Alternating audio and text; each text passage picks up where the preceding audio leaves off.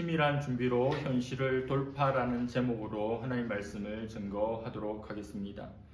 지난번에 느헤미야 1장의 말씀을 살펴보았습니다. 그 내용이 기억나시는지 모르겠습니다. 페르시아의 수상궁에 살고 있던 포로민의 아들 느헤미야는 그의 조국과 이스라엘 민족의 비참한 상황을 듣게 됩니다. 그의 몸은 비록 먼 곳에 있었지만 그의 마음은 언제나 예루살렘에, 하나님의 나라에, 하나님의 영광에, 그의 조국과 민족에 있었습니다. 슬픔의 소식을 듣고 그는 며칠 동안, 4개월 동안 울며 금식하고 기도함으로 하나님께 나아가게 됩니다. 오늘 2장 말씀은 그 이후의 내용들을 다루고 있습니다. 느헤미야가 유다의 형편을 듣고 기도하기를 시작한 것은 기스러월, 즉 10월 중순 정도였습니다. 근데 오늘 말씀은 3월 중순에 해당하는 니산월이라고 표현합니다. 4개월의 시간이 흐른 겁니다. 1장과 2장 사이에 4개월이란 시간이 스며져 있습니다. 4개월 동안 그는 무엇을 했을까요? 충분히 예상할 수 있죠. 기도하였습니다. 그리고 준비하였습니다. 무너져 내린 예루살렘 성벽의 재건을 위한 꿈을 구체적으로 그려갔던 겁니다. 오늘 살아가는 많은 사람들이 요즘 세상은, 이 시대는 꿈을 꿀 수 없는 시대라고 한탄합니다. 청년들뿐만 아니라 많은 이들이 수많은 것들을 포기하면서 살아가는 세상이라고 말합니다.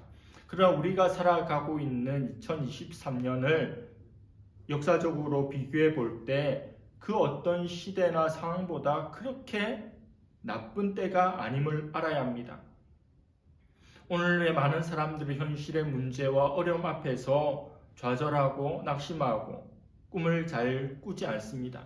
그리고 꿈을 꾸는 사람들조차도 꿈에 대한 준비, 대가를 치르는 것에 게을리하는 것이 문제입니다. 꿈도 꾸지 않고 또 꿈을 꾼다 할지라도 그냥 허황된 꿈으로 머물러 두고 살아간다는 겁니다. 느헤미야는 울며 기도했습니다. 그것만 한 게 아니죠. 사명을 준비했습니다. 4개월 동안 술관원장으로 성실히 일을 하면서 그의 마음과 생각과 기도는 예루살렘을 향해 있었던 겁니다. 왕 앞에서 술관원으로 직무를 수행할 때 근심 있는 얼굴빛을 왕에게 비추는 내용이 1절과 2절에 나옵니다. 왕이 앞에서 술 맡은 관원장이 그의 얼굴에 수심이 가득한 것은 매우 위험한 상황입니다. 당시 왕을 암살하려고 하는 수많은 사람들의 음모가 있었기 때문에 왕의 측근에서 왕에게 술을 드리는 신하의 얼굴빛이 변화가 있다는 것은 왕을 시해하고자 하는 오해를 받을 수 있는, 보디가드들에 의해서 제지를 받을 수 있는, 혹 목숨을 잃을 수도 있는 상황입니다. 혹 암살의 의도가 없다 하더라도 문제인 것은 마찬가지입니다. 느헤미야가 술 맡은 관은 높은 지위에 있다 할지라도 일개 신하일 뿐입니다. 왕이 지엄한 위치에 있는데 그 왕을 섬기면서 왕 앞에서 직무를 수행하면서 슬픈 표정을 짓는다. 자기의 근심 어린 표정이 나타난다. 이것은 왕을 불쾌하게 하는 일입니다. 신하는 슬픈 표정을 왕 앞에서 짓지 말아야 합니다. 신하의 우울한 얼굴빛으로 왕의 기분을 망쳐서는 안 된다는 말씀입니다. 느헤미야가 그걸 몰랐을까요? 모르고 왕 앞에서 그런 슬픈 모습을 보이는 게 아닙니다. 그의 마음은 한없이 슬펐겠죠. 그러나 그는 직무를 수행하면서 흔들리는 모습을 보인 것이 아닙니다. 자기 민족을 향한 기회를 얻고자 왕 앞에서 타이밍을 잡은 것이 바로 오늘이며 이 순간입니다. 왕 앞에서 직무를 수행하면서 자기의 부탁을, 사사로운 청을 드릴 수 있는 게 아닙니다. 자기의 표정을 흘림으로 왕의 관심을 끌려고 하는 겁니다.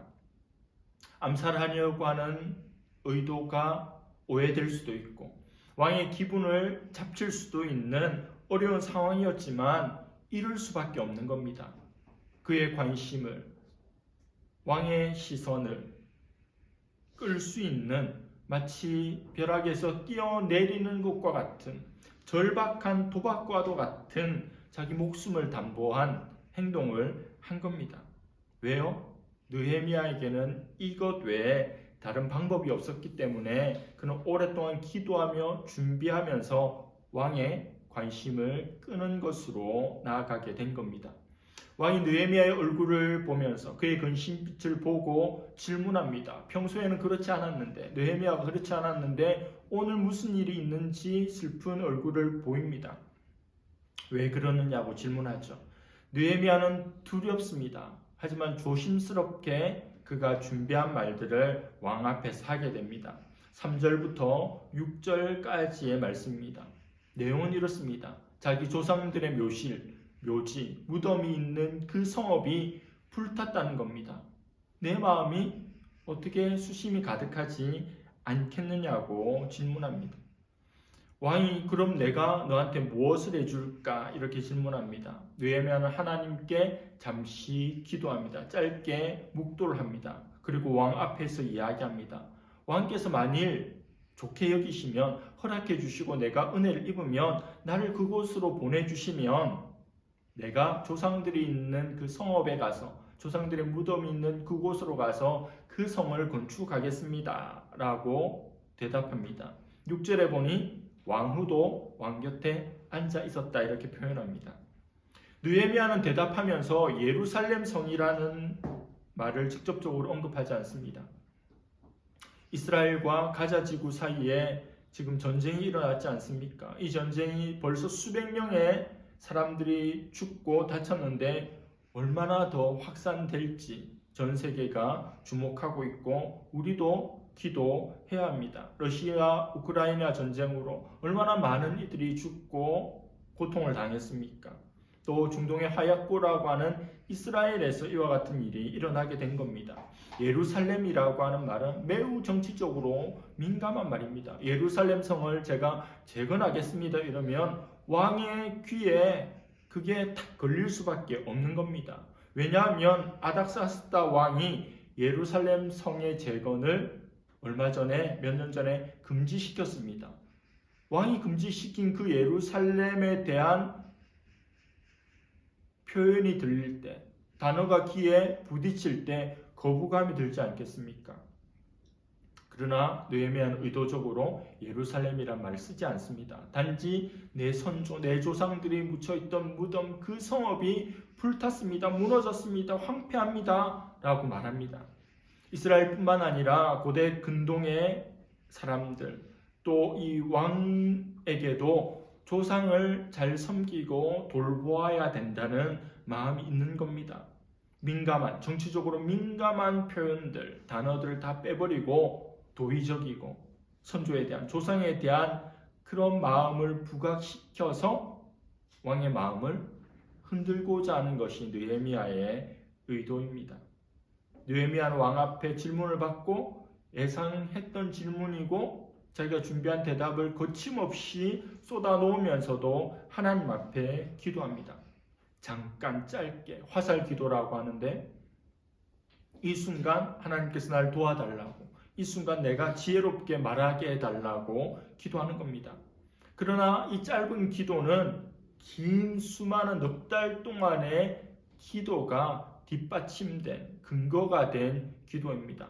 우리가 위기의 순간 주님 앞에 이렇고 저렇고 짧게 기도하지만 평소에 길게 오랫동안 하나님과 관계를 가지며 기도하는 가운데 이루어지는 짧은 기도가 능력 있는 것이지 1년 내내 10년 내내 하나님하고 아무 영적인 교제도 없고 사귐도 없다가 정말 필요할 때 그냥 한두 마디 살려주세요, 도와주세요 한다고 뜬금없이 역사가 일어날 가능성이 없다는 겁니다.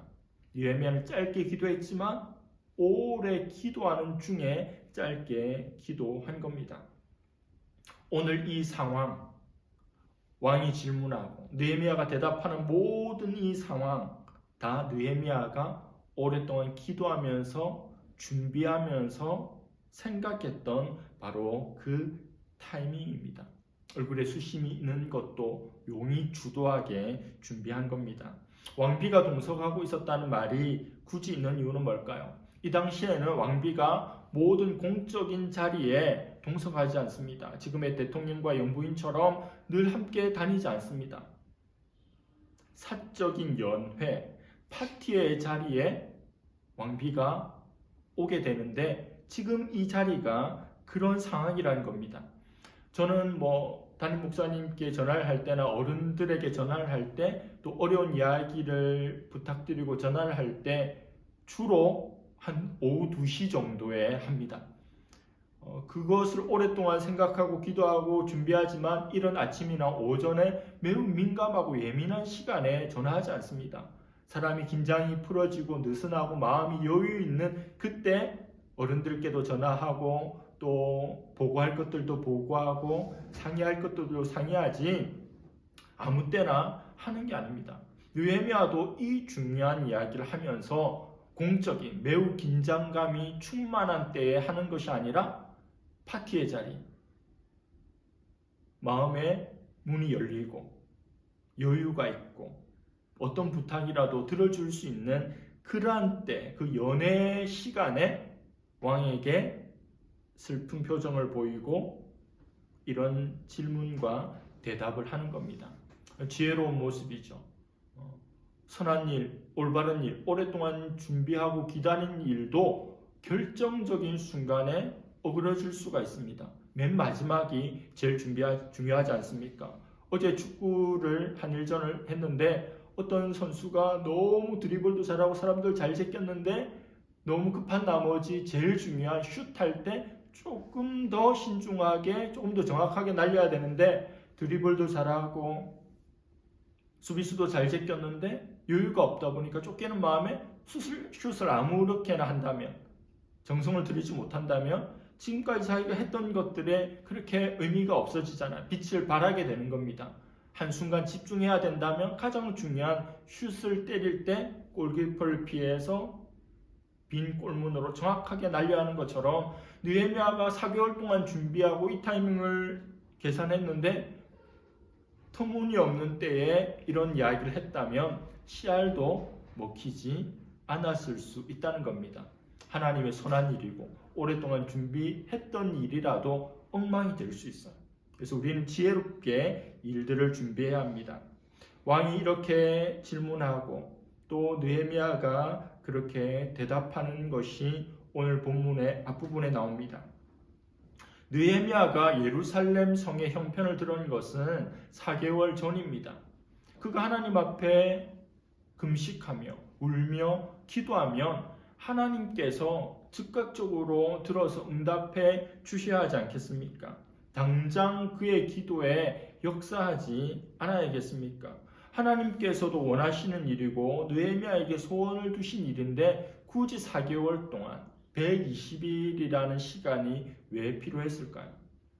하나님은 오랜 시간 동안 같은 기도를 반복하여 드림으로 느헤미야의 영혼이 내적인 내공이 쌓여지기를 기다리셨던 겁니다.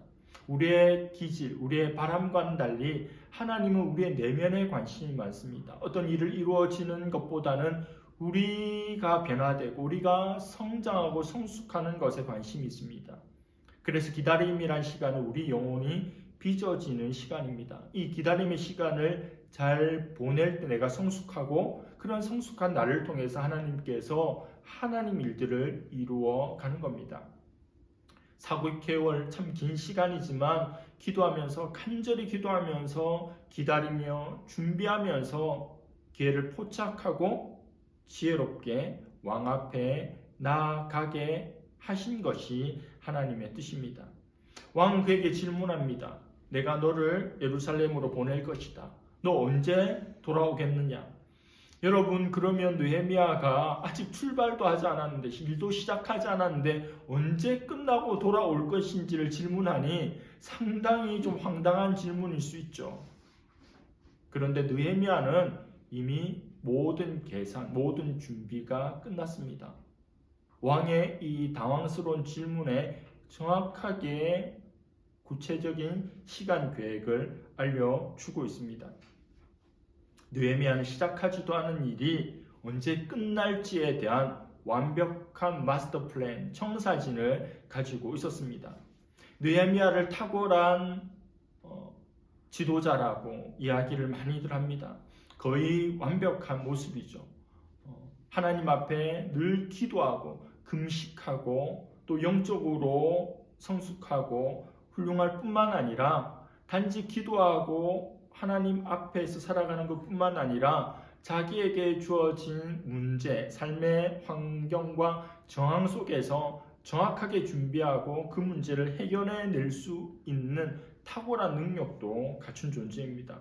영적으로도 준비되었고 실력적으로도 조금도 부족할 것이 없는, 옛날에 장수가 학문회까지 조회가 있었던 것처럼 두 가지를 겸비했던 것처럼 영적으로도 실력적으로도 조금도 부족한 것이 없는 것이 느헤미야입니다.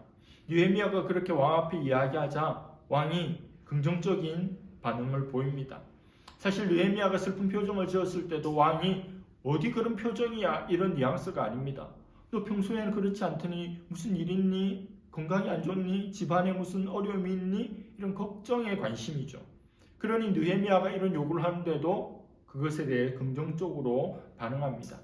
하나님의 사람들은 참 부지런해야 됩니다. 세상에서도 일을 잘해야 되고 하나님 일도 감당해야 되잖아요. 지금은 주 5일째지만 예전에는 6일 동안 학교 다니고 6일 동안 일했잖아요. 그럼 직장인들이 얼마나 피곤하겠어요. 일주일 내내 토요일은 물론 반 정도 근무를 하지만 그렇게 열심히 일하고 공부하고 오후에 잠깐 쉬었다가 주일은 또 새벽부터 밤늦게까지 새벽 기도회부터 밤에 있는 저녁 예배까지 그냥 하루 종일 교회에서 보내고 다시 월요일에 직장에서 살아갑니다. 제대로 된 그리스도인이라면 게으를 수가 없죠. 세상 일을 좀 소홀히 하면 교회 다니는 사람 욕먹고 하나님 일은 먹칠하기 때문에 교회 일도 잘해야 되고 또 세상 일도 잘해야 되는 겁니다. 하나님의 사람들은 세상 한복판에서 하나님 영광을 위해서, 주의 나라를 위해서, 주의 뜻을 위해서 일하는 존재입니다. 그렇다고 직장에서 일 안 하고 기도만 하겠습니까? 자기 하는 데 전문성이 있어야 되고 성실해야 되고 사람들과의 대인관계도 좋아야 되고 적극적으로 모든 면에서 인정을 받아야 합니다. 쉽지 않죠. 평소 공부 안 하고 말 안 듣는 학생이 수업 시간에 졸고 있으면 선생님은 화가 납니다. 그리고 혼을 내죠. 근데 평소에 열심히 하고 또 시험 기간에 이른 아침부터 밤늦게까지 공부하는 것을 걱정하는 선생님이라면 졸고 있는 학생을 보면서 안타까운 마음, 안쓰러운 마음을 가집니다. 어젯밤에 밤샘 한 것은 아닐까? 몇 시까지 공부했을까? 그런 안타까운 마음을 갖게 되죠. 그게 평소에 그의 됨됨이가 그런 반응으로 나타나는 겁니다. 평소에 실력을 쌓아야, 신뢰를 쌓아야 결정적일 때 힘을 발휘합니다. 평소에는 아무렇게나 하다가 자기 필요할 때 좀 반듯하게 준비한다고 되는 게 아니죠. 4개월 동안 그는 기도하면서 용이 주도하게 준비했습니다. 어떻게 하면 왕의 관심을 끌까? 어떻게 하면 목이 날아가지 않고 내가 원하는 바를 질문받고 대답할 수 있을까? 왕이 만약 대답한다면 내가 어떻게 대답할 것인가? 무엇을 요구할 것인가? 성전 재건에 필요한 물품과 인력은 어느 정도 들 것인가? 그리고 주위에 대적들이, 반대 세력들이 있을 것인데 어떻게 물리칠 것인가? 느헤미야는 이 모든 것들에 대해서 이미 머릿속으로 철저하게 계산을 하고 있었고 때가 되자 그냥 머릿속으로 생각했던 것을 실행에 옮기면 되는 것이었습니다. 아니 이런 일이 있을 줄 몰랐네? 이런 질문을 받을 줄 몰랐네? 며칠 후에 알려드릴게요. 어떻게 하지? 그때 고민하는 것이 아니라 이미 처음부터 끝까지 모든 것을 꿰뚫어 보고 있었다는 겁니다. 대단한 사람이죠. 그렇게 미리 준비한다면 걸어갈 때는 쉽게 걸어갈 수 있는 겁니다. 평소에 땀을 흘리고 준비하는 사람, 그 사람에게 기회가 오게 됩니다. 여러분 성악가 신영옥 씨를 알고 있습니까? 그는 뉴욕의 아주 유명한 극장에서 오페라 극단에서 아주 미미한 역할, 단역을 하고 있었습니다. 그러나 그녀는 꿈을 꾸었죠. 내가 언젠가는 주연이 될 것이다. 그래서 자기가 공연하고 있는 그 공연의 오페라의 전 악장의 가사를 다 외우며 연습했다고 합니다. 어느 날 오페라의 주인공인 홍혜경이 1악장을 하고 나서 몸이 너무 안 좋아서 2악장부터는 할 수 없다고 했다고 합니다. 큰일 난 거죠. 모든 관객들의 티켓값을 그냥 물어줘야 될 상황입니다. 그때 그녀가 신용옥이 등장합니다. 모든 것을 이미 외우고 있었기 때문에 언제 올지 모르는 그 기회를 준비했기 때문에 2막부터 자기가 대신 들어갔는데 그때로부터 1악 스타로 도약하게 되었다고 합니다. 여러분, 계획을 잘 세웁니까? 계획 세우는 거 너무 중요합니다. 어차피 세워봐야 안 될 거 난 세우지 않겠다. 그것보다 어리석은 태도가 없죠. 계획이 없는 것은 실패를 계획하는 것이라는 말이 있습니다. 장차 하나님의 나라와 교회와 이 세상을 위해서 내가 쓰임받을 것인데 그것을 기대해야 합니다. 꿈꿔야 합니다. 그러나 꿈으로만 그친다면 개꿈이죠. 헛된 꿈입니다. 허황된 꿈입니다. 거품이 꺼지고 나면 아무것도 남지 않아요. 그러나 그 꿈은 현실이 되기 위해서 내가 땀을 흘려야 합니다. 준비해야 합니다. 그런 최선을 다한 준비가 있을 때 우리가 꿈꾸고 계획했던 그 미래가 어느 날 우리에게 펼쳐진다는 것입니다. 모두가 그 기회를 잡을 수 있는 것은 아니죠. 기회가 왔을 때 내가 잘 준비되었을 때만 그 기회를 잡을 수 있는 겁니다. 왕이 긍정적인 반응을 듣고 난 느헤미야는 왕 앞에서 담대하게 필요한 것들을 요구합니다. 물론 그의 시나리오에 다 있던 겁니다. 그는 강 서쪽을 통과할 때 왕의 조서가 필요한데 그걸 달라고 합니다.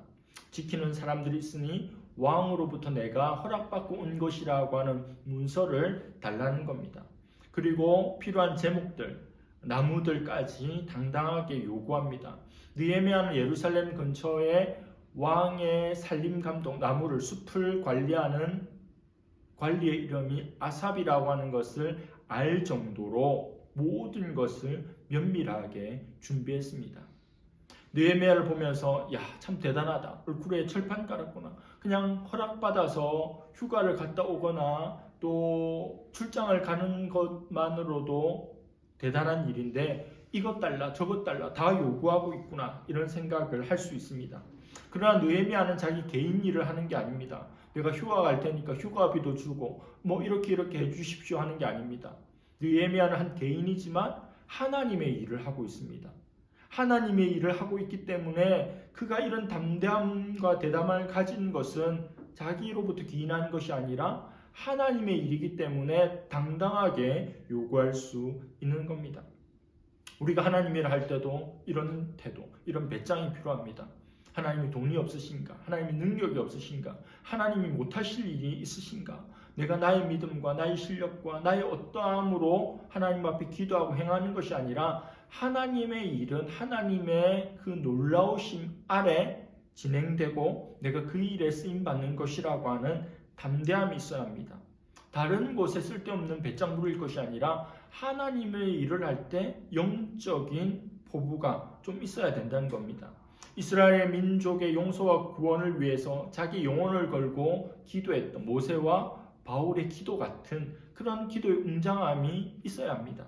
스코틀랜드를 주시든지 아니면 나를 죽여주십시오라고 기도했던 종교개혁자 존 낙스의 기도와 같은 그 정도의 기도의 깊이가 절박함이 우리에게 있어야 합니다. 왕 앞에 이것 달라 저것 달라 다 요구했더니 왕이 다 들어줍니다. 뿐만 아니라 보너스까지 줍니다. 구하지 않은 것까지 줍니다. 군대 장관을 보내줍니다. 그리고 마병들도 보내줍니다. 수많은 대적들, 위협으로부터 나를 지켜줄 존재들을 보내주는 거죠. 내가 구하지 않았습니다. 근데 내가 구한 것을 왕이 얼마나 흔쾌히 받아들였으면 내가 더 주겠다. 무사히 잘 마치고 오너라. 대박과 같은 선물을 받게 되는 겁니다.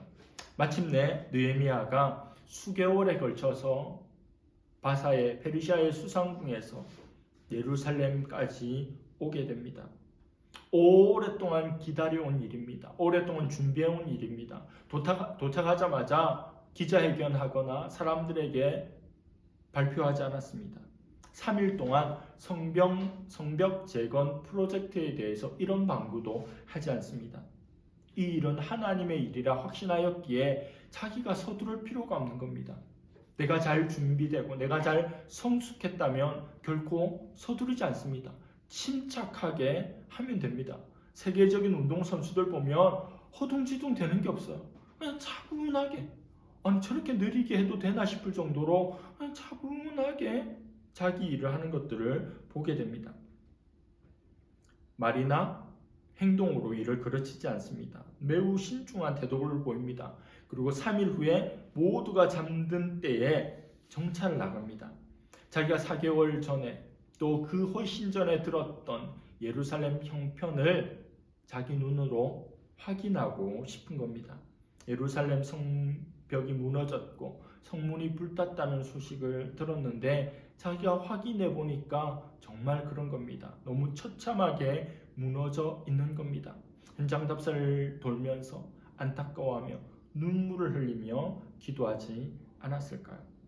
하나님의 은혜로 왕의 막강한 도움을 받고 느헤미야가 예루살렘에 딱 왔습니다. 순풍의 돛담배가 예루살렘에 온 겁니다. 이제 어려움이 찾아오죠. 하나님이 원하시는 일이라고 해도 어려움이 없는 것은 아닙니다. 어쩌면 하나님이 원하시는 일일수록 가치 있고 의미 있는 일이기에 어려움이 더 많을 수 있죠. 10절과 19절입니다. 호론 사람 산발랏과 종이었던 암몬 사람 도비아가 이스라엘 자손을 흥황하게 하려는 사람이 왔다함을 듣고 심히 근심하더라. 19절 호론 사람 산발랏과 종이었던 암몬 사람 도비아와 아라비아 사람 게셈이 이 말을 듣고 우리를 업신여기고 우리를 비웃어 이르되 너희가 하는 일이 무엇이냐 너희가 왕을 배반하고자 하느냐 하기로. 느헤미야의 적들이 등장합니다. 산발랏, 도비야, 게셈 같은 인물입니다. 그들은 느헤미야와 이스라엘 백성들을 비웃습니다. 말로 상처를 줍니다. 공격합니다. 길을 꺾으려고 합니다. 그리고 왕을 배반하려고 한다는 대역의 죄로 몰아갑니다. 신하로서 가장 두려운 것은 너 배반하려는 것 아니냐, 대역죄인이 아니냐 하는 것인데 그 예민한 문제를 가지고 들어옵니다. 예루살렘에서 왕노릇하고 있는, 자기 세력으로 권세를 누리고 있는 이들이 있다는 것을 느헤미야는 잘 알고 있었습니다. 우리 인생에서도 하나님 일을 하고자 할 때 언제든지 장애물을 만날 수 있습니다. 반대자들을 만날 수 있습니다. 그러나 그런 것을 만날 때 좌절하거나 혹은 포기하지 말아야 합니다. 하나님의 뜻을 따라간다고 하더라도 하나님의 일을 하려고 할 때에도 언제든지 직접 간접의 방해자와 방해꾼들이 있을 수 있습니다. 우리는 하나님 말씀에 은혜 받고 기도하면서 사명을 준비하고 사명을 향해 움직일 때 똑같이 우리 원수들도 움직인다는 것을 기억해야 합니다. 우리로 말미암아 사탄이 근심하고 두려워하기에 공격하는 겁니다. 개들을 보면 사람들을 볼 때 으르렁거리고 짖습니다. 그 공격성이 어떤 때는 공격적인 공격성, 그야말로 저 사람을 내가 물어뜯어 죽여버려야 되겠다, 저 동물을 내가 장악해야 되겠다는 공격적인 공격성도 있지만 수비적인 공격성도 있습니다. 공격성 앞에 수비적인, 방어적인, 내가 두려워서, 내가 무서워서 그렇게 으르렁대고 있는 겁니다. 제발 나 무서우니 만지려고 하지 마세요. 가까이 오지 마세요. 멀리 물러나 주세요. 큰 동물들도 무서워서 그런 경우들이 많습니다. 꼬리를 보면 하늘 높이 솟아 있으면 기세등등한 거지만 꼬리가 다리 사이로 말려 내려가는데 으르렁거리고 있다. 이건 무서워서 그러는 거거든요. 산발랏, 도비야, 겟셈은 악한 영들에 의해서 방해하려고 하는 이들을 대표합니다. 그들이 지금 비웃고 비방하고 공격하는 것은 의기양양함이 아니라 두려움 때문입니다. 예루살렘 성이 세워지고 하나님 백성이 다시 부흥하게 되면 자기들의 자리를 잃어버릴 것에 대한 두려움이 있는 겁니다. 하나님 나라가 세워지면 사탄의 나라는 무너지는 것이기에 사탄이 두려운 마음으로 두려움을 가지고 방어적 공격성을 보이고 있는 겁니다. 이러한 산발랏 도비아 겟셈의 공격과 방해 앞에 느헤미야는 이것을 어떻게 뚫고 나갑니까? 무너진 예루살렘의 처지를 답사한 느헤미야는 드디어 유대인, 제사장, 귀종, 방백들에게 연설합니다. 17절, 18절입니다. 후에 그들에게 이르기를 우리가 당한 공경은 너희도 보고 있는 바라. 예루살렘이 황폐하고 성문이 불탔으니 자 예루살렘 성을 건축하여 다시 수치를 당하지 말자 하고 또 그들에게 하나님의 선한 소리 날 도우신 일과 왕이 내게 이런 말씀을 전하였더니 그들의 말이 일어나 건축하자 하고 모두 힘을 내어 이 선한 일을 하려 하매. 영적인 지도자는 믿음이 있어야 합니다. 그리고 소망이 있어야 합니다. 지도자는 모두가 무너진 성벽만 바라보고 있을 때 저 성벽이 세워질 것을 미리 볼 수 있는 자입니다. 그리고 아무도 희망을 말하지 않을 때 희망을 말할 뿐만 아니라 그 길을 제시할 수 있어야 합니다. 그는 이 성벽 재건 프로젝트, 이스라엘 부흥운동의 핵심이 수많은 사람들의 동참이라는 것을 알게 되었습니다. 자기는 바사 수상궁에서 술 맡던 관원장으로 고위공직자죠. 그리고 군대도 왔습니다. 필요한 많은 것들도 왔습니다. 자기 힘으로 자기의 권세로 얼마든지 성벽을 재건할 수 있으리란 생각도 할 수 있죠. 9.11 테러 이후에 미국이 아프간에 정부를 세웠잖아요. 그러나 나중에는 무너져 내렸고 손을 들 수밖에 없었잖아요. 사람들에게 이 어려움 앞에서 이 선한 일을 하자고 독려하고 있습니다. 함께 일할 수 있는 사람들을 통해서 시너지 효과를 일으키고자 한 겁니다. 민중의 힘이 강하잖아요. 이 백성들이 다 일어나면 산발랏 도비아 겟셈이 몇 트럭이 와도 전혀 걱정할 것이 없습니다. 그러니까 그들에게 대항하기보다는 오히려 백성들에게 연설함으로 우리가 이 선한 일을 하자고 말하고 있습니다. 느헤미야의 말 속에 계속 반복되는 것이 있는데 그것은 바로 하나님의 도우심입니다.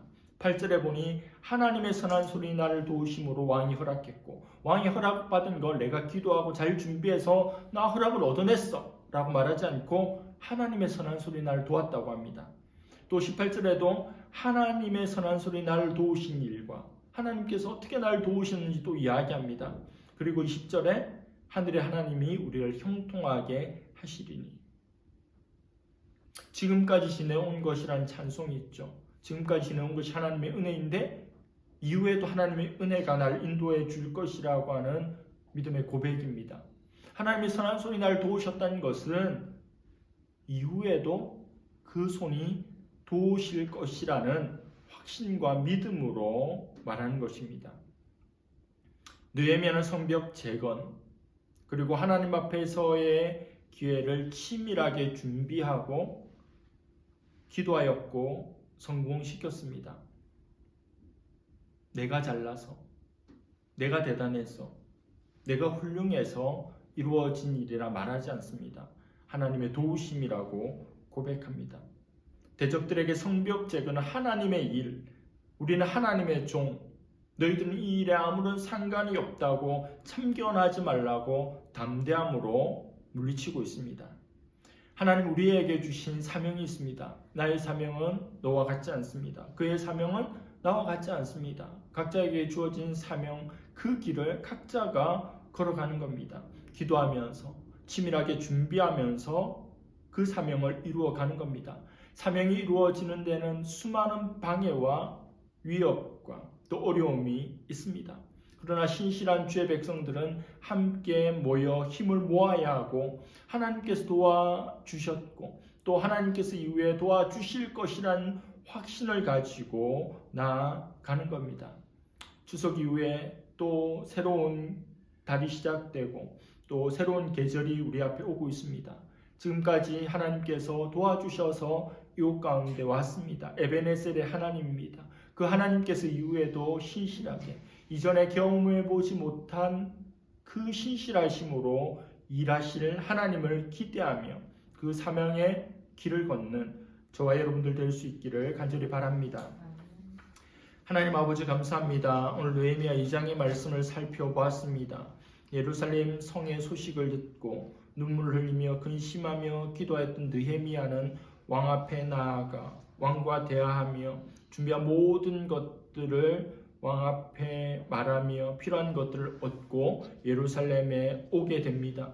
하나님 자신이 준비하고 기도하였지만 자신의 공로로 돌리지 않고 하나님의 도우심으로 이곳에 오게 되었고 이후에도 하나님의 도우심으로 이 일이 이루어질 것이라고 백성들에게 연설하는 것을 보았습니다. 지금까지 우리를 인도하신 하나님 감사를 드립니다. 우리 개인과 우리 교회, 우리 가정을 인도하신 하나님께 감사를 드립니다. 이후에도 신실하게 인도하여 주시고 선하게 이끌어 주실 것을 믿으며 나아가며 기도하며 또 준비하며 쓰임받는 우리 모두가 되게 하여 주시옵소서. 감사드리며 예수님의 이름으로 기도드립니다.